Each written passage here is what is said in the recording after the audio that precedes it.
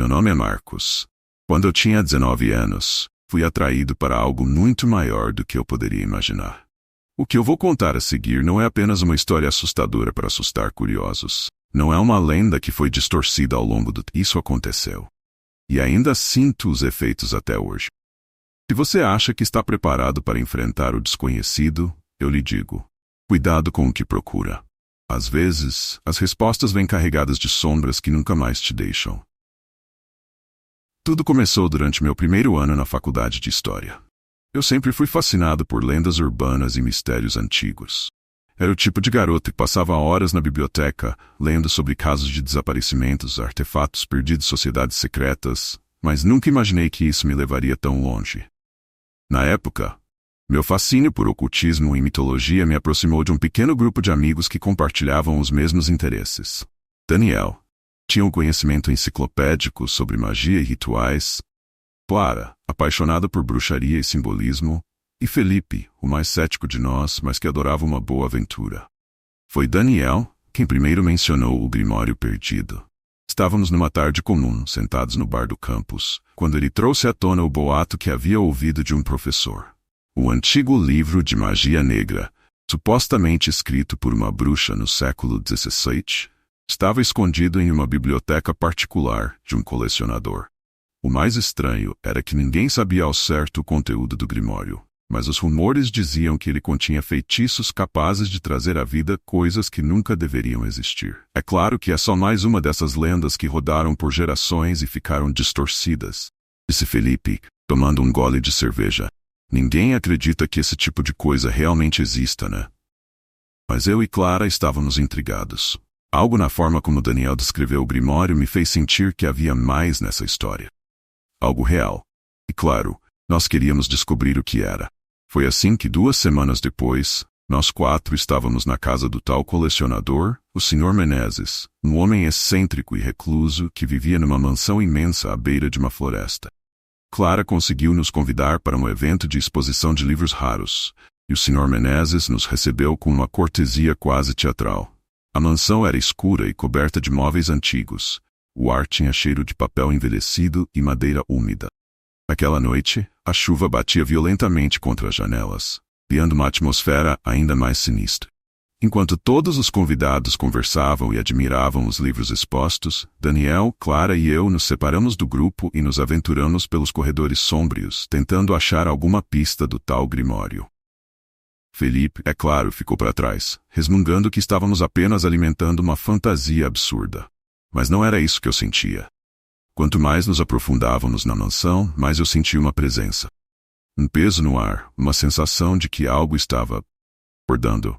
E foi então, no fundo de uma biblioteca escondida, que encontramos uma porta trancada. Não era uma porta qualquer. Estava decorada com símbolos que Clara imediatamente reconheceu como antigos símbolos de proteção, algo que as bruxas usavam para proteger objetos valiosos ou perigosos. Daniel, é claro, ficou eufórico. É aqui. O Grimório está atrás dessa porta. Eu sinto isso. Uma combinação de entusiasmo e nervosismo, Clara usou uma chave de esqueleto que havia encontrado em um dos quartos para abrir a porta. Quando entramos, uma onda de frio percorreu a sala. O ar ali dentro estava pesado e gélido, como se aquele lugar não tivesse sido aberto por séculos. E no centro da sala, em cima de um pedestal de pedra, estava o livro. O Grimório. Ele era maior do que eu imaginava, coberto por uma capa de couro negro, com inscrições douradas que brilhavam à luz fraca da nossa lanterna. Eu me aproximei lentamente, e quando toquei a capa, senti algo estranho, como se o livro estivesse vivo. Uma pulsação fraca, quase imperceptível, parecia vir dele. Tem certeza de que devemos tocar nisso? Clara sussurrou, os olhos arregalados. Mas Daniel já estava passando as páginas, os olhos fixos nas antigas runas. Este é o verdadeiro Grimório. Olhem esses feitiços. São escritos em uma linguagem que nem sequer conhecemos completamente. Eu sabia que algo estava errado. Minha cabeça começou a doer, e uma sensação de pavor tomou conta de mim.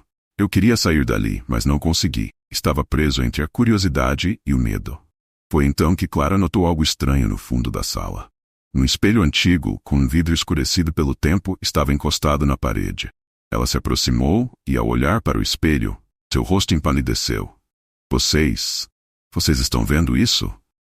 Corremos até ela, e o que vimos no reflexo do espelho foi suficiente para congelar o sangue nas nossas veias. Não éramos nós que aparecíamos ali.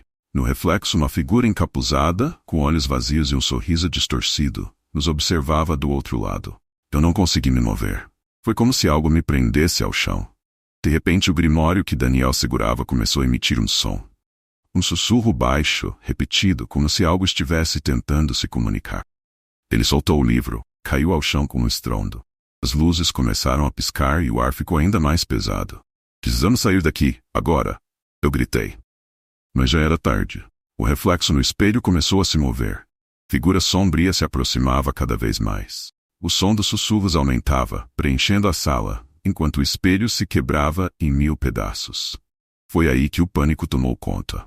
Saímos correndo daquela sala, o som dos estilhaços de vidro e os sussurros ecoando atrás de nós. Conseguimos voltar para a parte principal da mansão, onde os outros convidados ainda estavam, como se nada tivesse acontecido. Mas nós sabíamos. Algo havia sido despertado naquela sala. Algo antigo e faminto. Pois daquela noite, nada foi o mesmo. Daniel ficou obcecado pelo grimório e desapareceu semanas depois. Clara começou a ter pesadelos constantes, e eu, não consegui mais me livrar da sensação de que algo me segue. O que quer que tenhamos libertado naquela sala está lá fora, e está à procura de nós. Se você ouvir algum sussurro à noite, ou ver uma sombra se movendo no espelho, lembre-se desta história. Não busque o que não deve ser encontrado.